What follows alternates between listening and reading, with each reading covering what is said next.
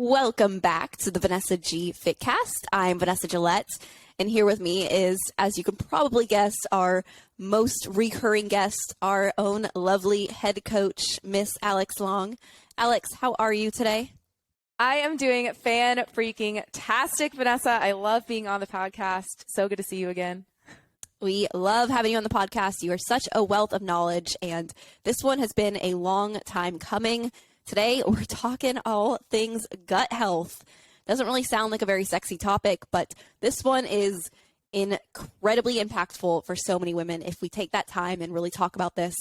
And I can really speak from experience here, which I know we're going to talk about as well in terms of my own issues with gut health. Yeah, absolutely. I think gut health and even just the topic of poop is so taboo, but it really is such an indicator of our underlying health, our physiology, and it's important to talk about. And I really want to break the stigma that it doesn't have to be gross. It doesn't have to be weird. It's very important. And a lot of women that we work with struggle with chronic problems like bloating, constipation, diarrhea, all these things. And it's like, they just assume that's normal, but it's not. Mm-hmm. So we're going to talk about it today. Exactly. It needs to be talked about more. And, we talk about this so much with our coaching, with our clients. And it's funny because I think right off the bat, clients are always a little bit nervous when they're like, I don't really want to talk about my poop. That's weird.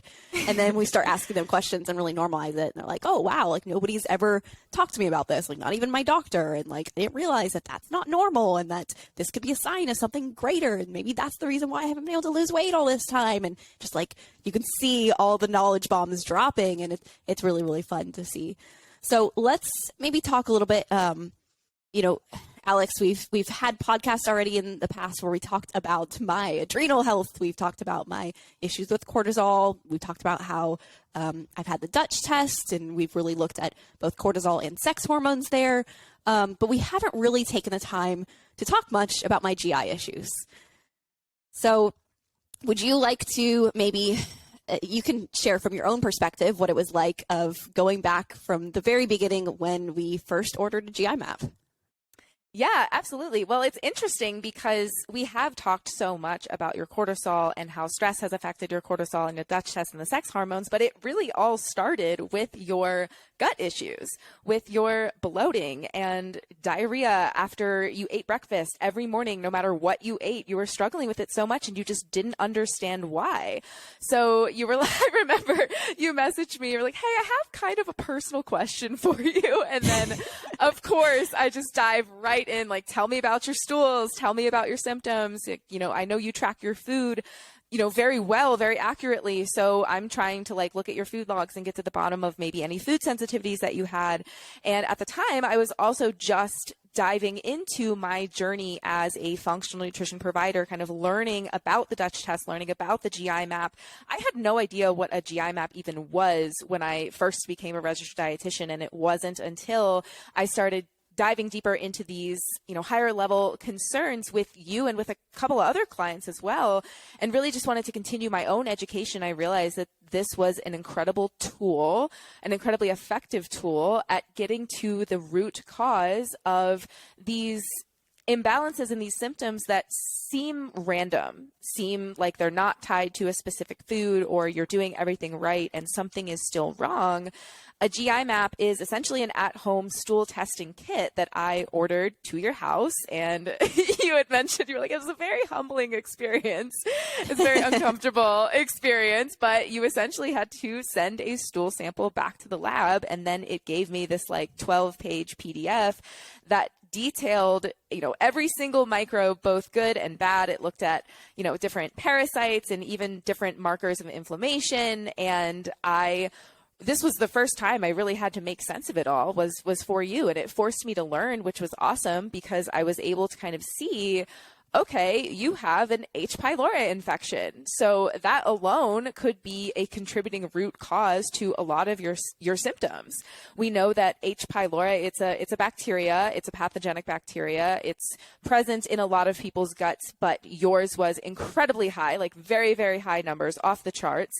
So that in combination with a couple of other imbalances that we saw on the GI map, you had an overgrowth of other pathogenic bacteria like streptococcus in your intestines, and not enough good bacteria, the bacteria that we might see on like probiotic labels, for example, like the bifidobacteria, for example. And that was causing a lot of imbalances. That was causing a lot of damage to your gut lining. H.Pylori can actually decrease HCl production, which you and I had talked about that a lot, because I was like, it seems like you're just not digesting and absorbing your food, causing, or contributing, I should say, to your fatigue, to, your diarrhea, because if you have undigested food particles enter your intestines, basically our body's going to pull a bunch of water in and try to like flush it all out. And that shouldn't have been happening. But we were able to identify, okay, let's treat this infection, which we know infections also cause a lot of chronic inflammation, and chronic inflammation increases cortisol. And then we got your Dutch test results back. We're like, oh, this makes sense, right? It all connects. So I'm really happy that we kind of just dove headfirst into that. And that was my perspective. I know I right away kind of gave you some strict protocols and a bunch of different supplements in addition to the supplements that I recommended once we got the Dutch test back. But I'm curious how that went for you, and what it was like getting the GI map and kind of hearing, me able to sort of draw connections to all of these different things, put all the puzzle pieces together, and then implement these protocols, on your end. Oh my gosh. Like, you guys, I cannot even stress how incredibly just reassuring that process was, because, as a health professional myself, as a nutrition coach, as a fitness coach, that's something where gut health, it almost feels like the wild, wild west, where it is so intricate. It is so, honestly confusing at times, because there's honestly very little good information out there about gut health. It can be very confusing to try and self-diagnose. There's contradictory advice. And when you have these symptoms of like, okay, I know something is not right here, like I had shared with Alex, which that's part of working in a health and fitness company, is you can reach out to one of your team members and be like, yeah, I'm having diarrhea after breakfast every single day. Like, help me, please. That's kind of how it looks when you work at BGFN. But anyway, so I'm the type of person where, my whole life, as long as I can remember, I feel like I've struggled with some form of, I guess you could say, stomach problems. I primarily struggled with just inconsistency in my bowel movements, with primarily constipation. Like, I can tell you that anytime I traveled, I would pretty much not poop the entire time I'm traveling. And even if it was like a longer trip, it was terrible, because then you're like away with your friends or something, trying to enjoy yourself. You want to wear the cute outfit you packed on the trip. But each day, as the trip goes on and on, you're just getting more and more bloated and uncomfortable and feeling awful, because you're just getting more and more constipated each day. And those types of things were almost something that I was just like, that's just the way I am, kind of runs in my family. Like, it seems like all the women in my family, even my aunts, like everybody talks about like these same things. We're just like, oh, that's just the way we are. And so I was able to just kind of normalize it, of just being like, oh, that's just the way I am. I probably don't really have a fix for it other than doing the simple things I know, like keeping my fiber consistent, not eating too much or too little, keeping my hydration right. Those types of more basic tips, which do help a lot of people, and which would help me often with just keeping my constipation under wraps when I'm at home. But last year, things just got worse and worse, where I started struggling with back and forth between constipation and diarrhea, which I had never had diarrhea really consistently like that before. And I got to a place where, I love breakfast. It's my favorite meal of the day. And I would have like great, either oats or eggs or just different awesome things. And every single thing, no matter what it was I was eating, I would start to end up with diarrhea afterwards. And I hope that our listeners are not getting sick already of the amount of times that I'm talking about my bowel movements. But, we're it was normalizing happening. it. It was happening every single day, and it was miserable, terrible. And I was getting really upset too, because I was taking myself through an elimination diet, eliminating out any possible thing that I thought could potentially be a trigger. Egg whites, egg yolks, like the oats themselves. I used different types of oats. I tried, different fruits. I tried taking out the vegetables in my eggs. Like, I tried removing everything, and then just like having basically like one item of food for breakfast and like trying to go from there, I still was having the diarrhea. And so I was like, all right, this is not an issue of a food sensitivity. There is something deeper going on here.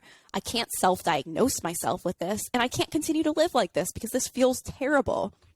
So that's when I reached out to Alex for help, and I am so freaking glad I did, because that really started us on a journey of fixing these things. And, you know, then I got to hear really cool words from Alex, like, I don't even know how you say some of the different bacterias in the gut. Clearly, it's not my expertise, but, you know, it's fun when you start learning more and more about the wild, wild west of gut health. Yeah, it's fun to teach you. It's fun to teach our clients and our coaches too. And I'm really happy that you were so open to doing that more in-depth testing, because you're right. Like, from my perspective, you weren't eating gluten, you weren't eating dairy, you were eating lots of nutrient-dense foods, you were eating what you thought was your maintenance calories, and nothing was helping. And I even remember you talking about that at the IFCA conference in January when we traveled. By like day 3, you were like, I look like I'm 6 months pregnant because I'm so bloated and constipated. And, you know, for anyone out there listening that travels a lot and is experiencing the same thing, it's not normal. You don't have to live like that. Like, let's get to the underlying root cause, especially if you are someone that is already doing the things like walking after meals, drinking more water, consistently eating fiber, and you're like, every time I travel, I still can't poop. Let's talk about that. Let's talk about that, because you don't have to live like that. And I'm curious what your thoughts are on this as well, Vanessa, but I remember, you know, once we reviewed your GI map and I got you on the right supplements, we started working together, got you the Dutch test back, got you on some more supplements and some, you know, dietary protocols, some lifestyle stress management protocols. I remember probably by like week 4-ish, I would say. Now, it's not realistic to expect like all of your symptoms just suddenly disappear after 4 weeks of like, oh, now I'm taking these supplements, I know what's going on in my gut and I'm treating it and everything's great now. No, it was definitely like an up and down journey, just like all of our clients' journey. But I remember being able to identify in your check-ins, actually, you had those bouts of diarrhea and or constipation even after we were, you know, getting you on the right protocols, the right supplements, etc., only after you were having really stressful weeks. Like, It was check-in after check-in after check-in. I'm like, you know, rated your stress a 9 out of 10 this week. And what do you know? You had diarrhea after every meal, followed by constipation. And then, you know, a couple weeks later, you had a less busy week. You did your yoga. You started implementing meditation, breathing exercises, getting more sleep. And for the first time in how many years, you had came to me and said, oh my gosh, like my gut, like I'm not constipated. I'm having regular bowel movements. And you were so excited. Like, how did that feel? Well, it physically feels incredible to have regular bowel movements, but you know, I'm so glad that you pointed that out, because I can tell you, like, as someone who's very emotionally invested in their work, like my business is my baby. Coaching people is a huge aspect of my life. And I can very easily allow that love and that passion to consume me. And while, you know, I did many times have the self-awareness to say, okay, my stress was realistically a 9 out of 10 this week. But a lot of times I wouldn't necessarily step back and be like, oh, I'm so stressed, this is terrible. Sometimes I would just be like, man, like I'm having a busy week and like this is kind of fun. I'm dealing with this thing over here, and then I'm talking to clients over here, and then I'm having, you know, recording podcasts over here, and just bouncing from one thing to the next. And sometimes you can get that just like adrenaline rush from doing that. And in the moment, it feels really good. And then I would have those physical symptoms where I would pause and, you know, it's funny because, you know, like we were talking about in the past, it largely showed up after I ate breakfast. Whereas then as we progressed on, it really started to show up in me eating lunch. And I knew I spotted the pattern. And this was something that really helped in even just being able to reflect on my week and share these things with you. I could then pick out the pattern and say, okay, I can see that I was consistently having diarrhea again after lunch. And I can tell that that's happening because on those days, I would be rushing from one meeting to then say, okay, now I'm going to eat this lunch really fast, and then I'm going to jump into the other meeting, or maybe I'm eating at my desk. And I wouldn't take the time to say, okay, I'm going to take this lunch break. I'm going to take my lunch. I'm going to go do a minute of deep breathing to really slow my nervous system down and bring me into that rest and digest state. And then I'm going to eat my lunch in silence or listening to something, like a really relaxing podcast, not something that's going to get me revved up of thinking about work. And I would then just take a little bit of time, and then I'd go for a nice gentle walk outside with Zoe, and then I would resume my work, and then I would be fine. I would not have any of the same issues, and it could be the exact same meal. And that's really what showed me that stress management is everything as well when it comes to gut health. You can't just throw the right supplements on and just expect everything to be fixed if you aren't also managing your lifestyle and your behaviors and your habits too. And that's something I really, really needed to be reminded of from you, Alex, and something that on a weekly basis, you're still reminding me of. It's still a work in progress. Right before this podcast, guess what? I had 2 calls back to back, and I had 10 minutes before this call, and it's past my lunchtime. So guess what? I ate my lunch in front of my computer as I was talking to Alex hopping on this call. I'm not perfect. We're all busy women. Things happen where you're not going to just always have a perfect life, but it's about taking the moments and looking for the wins where you can get them. I did take a couple of deep breaths before I started eating. I have learned things that even on the busiest days like today, I can still say, okay, stress management is still important to me, and I need to make sure that I'm doing these things for the sake of my gut health. Absolutely. And I love to hear that, because you're right. It's not about being perfect, but it is about seeing progress and learning those patterns, identifying those patterns, and figuring out what works for you. And it's amazing just to see how far you've come in the last 6-7 months that we've been working together one-on-one as coach to client. Your gut health, your stress management, your lifestyle, and just your body's ability to respond to those stressful days and to be resilient on these stressful days. Like night and day difference. And it's crazy how interconnected our gut health is to the rest of our body, the rest of our hormones. If you listened to our adrenal podcast, part 1 and 2, I know we talked about that. When we do feel stressed, when we are in that fight or flight, sympathetic nervous system is in overdrive and cortisol increases, blood actually is shuttled away from our digestive tract. We are not going to be effectively digesting or absorbing nutrients, and that's going to cause a whole host of problems on its own. But now, because of the work that you've put in and that we've done together, now every once in a while when you have a day with, back-to-back meetings and things, I would be willing to bet that just because of how resilient your body is now, and just because of those really, really small changes that you have made consistently over time, like breathing before meals, you probably won't have diarrhea after this podcast. I guess we'll find out if I need to hit a pause in the podcast and take a run to the bathroom. Stay tuned.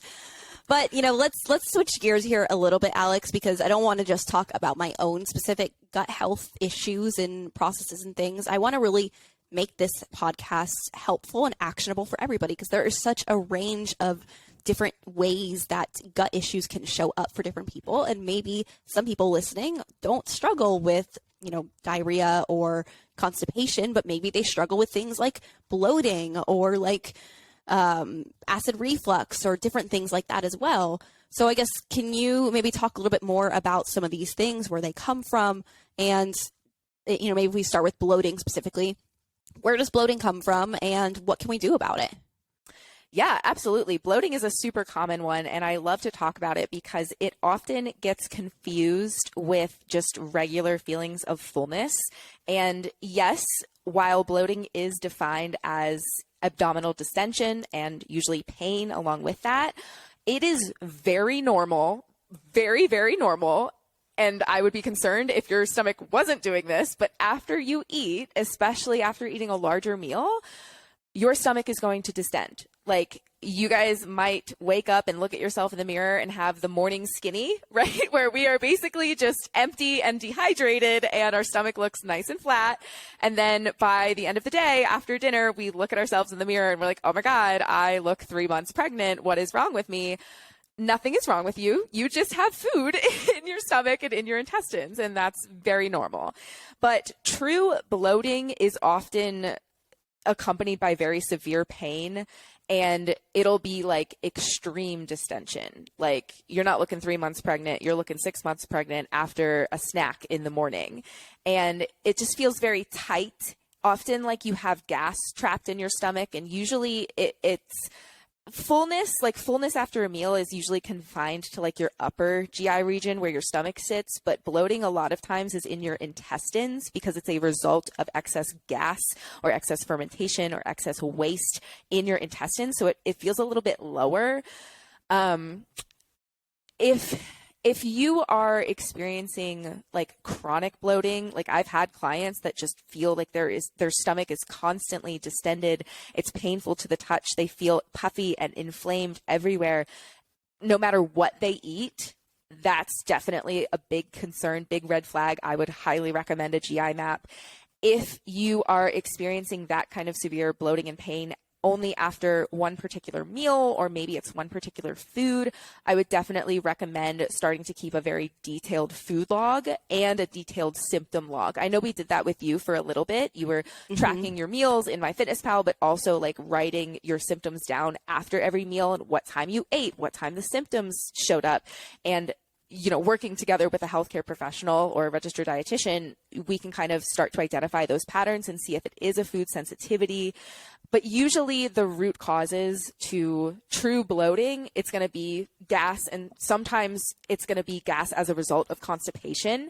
If constipation is actually the root cause, constipation can cause bloating because the longer your stool sits in your intestine, the more fermentation from the bacteria that's growing in there occurs. And with fermentation, gas production, right? Those bacteria are just like eating away at the fibers, the undigested fibers, and that's producing a lot of gas. And if you're not actively moving that stool through your system, it's just kind of going to build up, and you're going to feel even worse. That's when the silent killers come out. So true. That's so true. And even just little things like carbonated beverages or sodium, like an increase in sodium intake can cause you to retain more water, feel a little bit more bloated, can definitely contribute. But stress, we know stress is a huge, huge factor, and chronic stress can cause chronic bloating. Sometimes small changes in our hormones towards the end of our cycle can just increase our body's water retention, sodium retention. Again, that can lead to bloating. But usually, I would say the biggest culprits for our clients especially are stress, constipation, and, really just poor food quality or poor, like, I don't want to say poor, but just like, what's the word I'm looking for? Inconsistent food quality. Yeah. Inconsistent fiber intake, things like that. Absolutely. Yep. And I can speak, I struggle with bloating for a long time, a long period of my life as well. And it was something that you don't realize that you're struggling with it until you realize that you don't have it anymore. You start to just think that that's the way you are. Sometimes you mistake it even for just added body fat, or you just feel like, oh, this is just the way I'm built. Maybe I'm bigger boned. And you don't realize until you fix the bloating and you realize like, oh my gosh, I actually suddenly look leaner and I haven't lost weight. All I've done is just change up these simple things and I look and feel so much better. So getting your bloat under control can be just life-changing. Yeah. And sometimes it really, sorry. No, go ahead. Please add what you were going to add. Oh, I was just going to say, to go off of that, like with bloating specifically, sometimes it really is as simple as keeping track of your food, right? Having a third set of eyes on things to see like, oh, you're not eating enough fiber, or, oh, maybe let's decrease the sodium intake a little bit, and getting consistent in that along with drinking more water, and maybe even something as small as taking a few deep breaths before meals to kind of calm your nervous system. Those three things alone can drastically improve your bloating. So it doesn't have to be, as severe as an elimination diet or a GI map. Like I would definitely start with the basics first. Yeah, absolutely. So start with those simple things. And if you're still struggling with this stuff, absolutely reach out to a professional for help, because there may be something deeper going on that needs a little bit more analysis. So now let's talk about constipation. We've talked about this a little bit already in terms of my own specific struggles in the past with constipation, but talk to me about what really is constipation? Because I think a lot of people even get confused and may not even recognize that they actually have what is considered constipation. Yeah, absolutely. Great question. So a lot of people think that constipation is exactly what you described earlier in this podcast. Oh, I went away for a weekend. I didn't poop for 4 days. That's severe constipation. But true constipation, like you should be pooping every other day at minimum, preferably every day. That's an amazing, amazing sign of a healthy gut, healthy GI tract is if you're pooping daily, and usually you'll poop at regular times. Some people might notice that if they're not in their house at 8 a.m., they're out, and about doing something else, then they don't poop until later in the day. And that's pretty common because just like we have our circadian rhythm, our gut has a circadian rhythm too. Our gut is on a schedule. So you should be pooping every day, preferably at the same time of day, but it's not always that optimal. If you've ever heard, maybe you've never heard, maybe you've never talked about poop before, so this is just a big learning lesson for you. I love it. I'm here for it. But the Bristol stool chart, that's actually something that I really didn't learn about until I became a registered dietitian either. So I wouldn't be surprised if you've never heard of it. But the Bristol stool chart, if you look it up, it's essentially just a tool to identify the type of stools that you're having. And it's a tool that healthcare providers can use to help identify the root cause of why you're experiencing what you're experiencing. So if you look at that chart, a type 3, type 4 stool is very, very normal, very optimal. It's soft, it's easy to pass. But if you're having like type 1s, type 2s, like those really hard to pass, like it's painful, it's not complete, those pebble stools that I know you've had, Vanessa, that is also a form of constipation. That should not be happening on a regular basis. So definitely start paying attention to how it actually feels when you go to the bathroom, because it should feel pretty easy. Yeah, it should be enjoyable. But I love the Bristol stool chart as well because, it's something where I know a lot of women are just not as comfortable as you and I are, Alex, with talking about their poop. And it's something where with clients, I always like to point them to the Bristol stool chart and say, hey, like just talk to me, tell me like what number you've been going recently and just tell me that much. And that gives me so much information to move forward with because sometimes it might be something simple. Maybe we are having a little bit more of type 1s and type 2s lately, and you didn't realize that maybe you're drinking a little bit less water right now. Or it could be just even where you're at in your cycle that you're a little bit more dehydrated. You need a little bit more water than what you normally would have. It can be a very simple change, but it is, I'm speaking from experience here, it's incredibly hard to spot those things in yourself. It really does take that second set of eyes to be able to look, identify, and say, hey, here's a slight tweak we can make that is actually a very simple change, but it's going to be probably life-changing for you. So, Alex, what are some of those different changes or maybe just different things that people can do if they're struggling with constipation right now? Yeah, absolutely. Super simple. Not drinking enough water, or at least starting to like track your water and see how much you're drinking. Start drinking more consistently would be an awesome first step. And I don't want you guys to think that immediately out of the gate you have to drink a gallon of water per day. Start with where you're at. Meet yourself with like where you're at. If you're only drinking 50 ounces, shoot for 80. That's going to be a huge improvement, and it's probably going to help a lot. Start there and get consistent with that small habit. The other thing, definitely, I know, just like in your check-ins, Vanessa, it always comes back to stress. Because like I said, when cortisol is high and blood is shuttled away from the digestive tract, GI motility is going to slow down too. So if we can get our stress management under control and feel a little bit more consistent in that and in our stress management practices throughout the day, not just in the morning and at night, but throughout the workday too, that will probably help your bowel movements get more regular, start pooping at the same time of day, have it be easier to pass, have adequate digestion and nutrient absorption without too much fermentation, right? And the other, I guess the third most important thing to really look at is your fiber, but specifically the type of fiber that you're eating. So I'm excited to talk about the differences. I know after this we want to chat about diarrhea really quick, but the type of fiber that you are eating is really important, and base it off of the type of stool that you're having. So I say that because with constipation, right, we're backed up. Our stools are very hard. They're not very liquidy, right? Insoluble fiber is going to be your best friend when it comes to alleviating constipation. And so insoluble fiber is exactly what it sounds like. It's not dissolvable in water, and our body does not digest it. That's going to be the primary fiber that is fuel for our gut bacteria. But since it does not pass through our system, it kind of acts as a broom for our intestines. I'm going to get super weird with you here. Have you ever eaten corn on the cob? Right? It goes right through us. It goes right through us. That's insoluble fiber. It literally goes right through us, as it should. And when we're constipated, if we start increasing our intake of things like wheat bran, whole grains like brown rice with the bran intact, green vegetables, leafy green vegetables like lettuce, spinach, kale, increase your intake of insoluble fiber and water at the same time, it will be a absolute blessing the next time you go to the bathroom, I promise.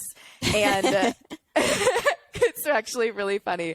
When I got he's going to hate me for talking about this on the podcast, but when I got my husband to start eating more vegetables and eating more salads on a regular basis, that was actually something he said. He's like, I am immediately going to the bathroom right after eating these salads. I'm like, yeah, because you haven't eaten insoluble fiber at all in your life, and you didn't even realize that you were constipated, and now you're not, and it's a big difference. What is it with men too? That I feel like they always struggle with digestive issues, and they just don't think anything of it, and they're just like, "Oh, I know, yeah, like this is normal," until they have their significant other fix it for them, and yeah, no, exactly, I can relate there. Exactly. So, all right, we've talked about constipation, we've talked about bloating. Let's talk about diarrhea. So tell me a little bit of what actually constitutes diarrhea in somebody, Alex.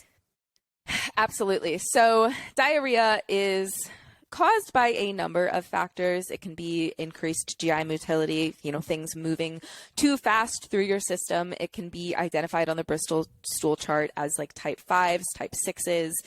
Just overall, very loose, very watery stool. It doesn't have to be completely liquid, but it's not, one solid swoop, if you know what I mean. And this can also look like, if you're going once a day and it's super watery, that would be diarrhea. But for a lot of people, it can also be going multiple times a day, and maybe one bowel movement in the morning is normal, but another bowel movement in the afternoon is, a type 5 or type 6. That would be, moderate diarrhea as well. And a lot of clients that I specifically work with describe an increase in GI motility around the time of their cycle. We call them period poops. And I mean, seriously, it's a real thing. It's a real thing. Their stool will often be looser, and you'll be going more frequently around the time of your period, because right before you actually start menstruation, your body releases prostaglandins. It's not just about estrogen, progesterone decreasing. You're also releasing prostaglandins, which are designed to cause contractions. Contractions in your uterus to help shed the uterine lining, but also contractions in your smooth muscles, i.e. your intestines, which increases the speed at which things move along. So it's common to go a lot more frequently around the time of your cycle, but we still want to try to optimize your diet, optimize your stress management, optimize your fluid intake to get those bowel movements, even if they are more frequent, to get them to look more like type 3s and type 4s, if that makes sense. I know I briefly touched on this in the beginning of this podcast, but diarrhea can also be caused by undigested food. If your HCl production in your stomach is really low for one reason or another, and your food is not fully broken down by the time it hits your intestines, that's not normal. Our intestines are not meant to digest food. Our stomach is meant to digest food. So if you have these big food particles entering your intestines, that's going to cause a lot of gas production, a lot of inflammation, and a lot of water being pulled into that intestine, to try and, like I said, flush everything out. And that's going to cause diarrhea. So it's all connected. It's all connected. And I had mentioned, insoluble fiber versus soluble fiber. So when you have diarrhea, soluble fiber is going to be your best friend. Eating more things like broccoli and kale and lettuce and insoluble fiber is probably going to make things worse. It's just going to go right through you. But soluble fiber actually dissolves in water. If you've ever put chia seeds in a cup of water and then, you leave them overnight or something and then they gel up into chia pudding, that's exactly what soluble fiber does in our intestines. So chia seeds, ground flax seeds are amazing sources of soluble fiber. Toast, you've probably heard of like the brat diet when you have a stomach ache, when you have diarrhea. Bananas, again, plain white rice with the bran removed, just to sort of soak everything up, bind everything up, gel it up to add that bulk to your stool and slow things down a little bit. That's really, really going to come in handy if you have diarrhea. Absolutely. And these are really, really great tips. I think anybody who's struggling with these things, just start with this simple stuff. It can really make a huge, huge difference for you.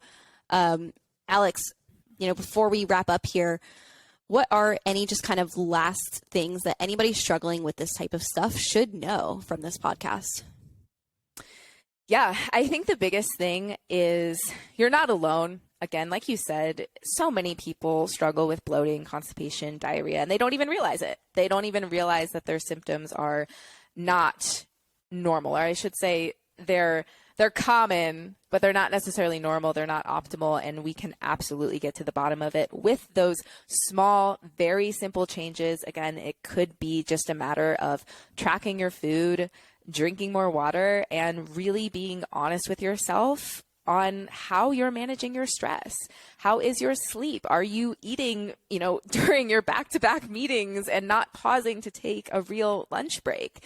Are you eating enough fiber, fruits, vegetables, whole grains, right? Are we having a wide variety of foods? Because sometimes, even for someone like me, if you're having too much insoluble fiber and not enough soluble fiber, even if you have all of your other ducks in a row, that can still cause issues. You know what I mean? So it does not have to be an H.Pylori infection. It does not have to be a gluten intolerance. It doesn't have to be anything that warrants a GI map. Oftentimes, I actually get a lot of clients asking me about GI maps, like, oh, can I order one? Like, I'm really interested. I want to do it. I want to learn more about my body. And I love that. I love that they're so interested in their gut health.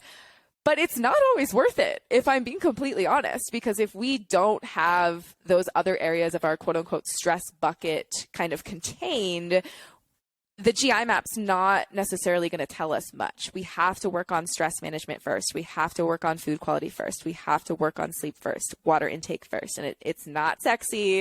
It's not fun, but it does solve the majority of our clients' concerns. And then they feel better and they're like, oh my gosh, I didn't realize, I only had to make these small tweaks and now all of a sudden I'm not bloated and I'm having healthy poops for the first time in my life. This feels great. Absolutely. And that's such a great point because, I even recently just shared, because we are retesting, I'm going to be doing another GI map here soon to see from the inside out, like how things have evolved and changed since we last did one. And so I posted on my story the other day about the GI map that I'll be doing here soon. And I got several responses back saying like, wow, I need that. Like I've struggled with, XYZ as well. And like, can you order that for me? And I have to kind of explain to each one of them of like, I wish I could just say like, oh yeah, sure. I'll just order this for you and send you on your way. But for many reasons, no, I can't do that because guess what? It's not as simple as just taking the tests and seeing all this information about, what you might have too much of, what you might not have enough of. It's really, truly about starting with making simple changes, getting all your ducks in a row, like Alex said, and then seeing where are the things off. Because exactly like Alex was saying, these symptoms are incredibly common, but that does not mean that they are normal. Guess what? Obesity, incredibly common in the US, but if you want to be obese for the rest of your life, that doesn't mean that just because it's common that it's what you want to have. So just because constipation is common doesn't mean that you want to be constipated for the rest of your life, that you want to be dealing with that every single time you travel for the rest of your life. But you don't have to jump all the way towards getting something like a GI map. You don't even have to necessarily go to a GI specialist and get, extreme things. Sometimes like you go to a GI specialist and they just are like, okay, you have IBS, go ahead and cut out all these foods, go on your way, come back in 6 months and let me know how things have improved. And then 6 months later you come back, nothing's improved. You're just probably binge eating more because you cut out all these things and you feel restricted and now your gut's even more inflamed because you're binging. And you go back and they're like, all right, let's do a colonoscopy. and you do the colonoscopy and you're still not getting answers, and you do these things time after time, you're getting more and more frustrated, you're getting more and more just unclear information, and you still don't know what to do, and you're frustrated and you're lost. Really, at that point, that's when you need to work with a truly integrative health specialist like our coaching team, where we have a registered dietitian on staff. We have Alex to be able to order these things when they're necessary, but we don't jump ahead to that. We look at everything first, and we take a truly holistic, just fully rounded approach to be able to figure out what are the next steps that you need to take so that we can actually, not be wasting money also ordering things, but also just get you on your way to feeling better without having to completely overhaul everything about your life too. But absolutely, 100% over. Gut health matters, you guys, and I hope that this has been helpful for somebody out there. If you are struggling with these things, please reach out. Always happy to chat, to see if there's just anything that specifically we can offer you as far as advice. Always happy to get on a consultation call or have a free consult with somebody on our team so we can get you some free advice and information, because at the end of the day, we just want to help. But that's all for today's podcast. Do not forget that we are currently doing a giveaway up to episode 100. We are doing a $250 Amazon gift card giveaway. The only way to enter that is to leave a rating and review on iTunes and or Spotify. Screenshot that review, DM it to me on Instagram at Vanessa G Fitness, and you'll be entered in the giveaway. And as of right now, you have a incredibly high chance of winning that $250 gift card. So I highly recommend you jump on it. But Alex, thank you so much for joining us again, as always. And everybody, thank you for listening. We'll be back next week.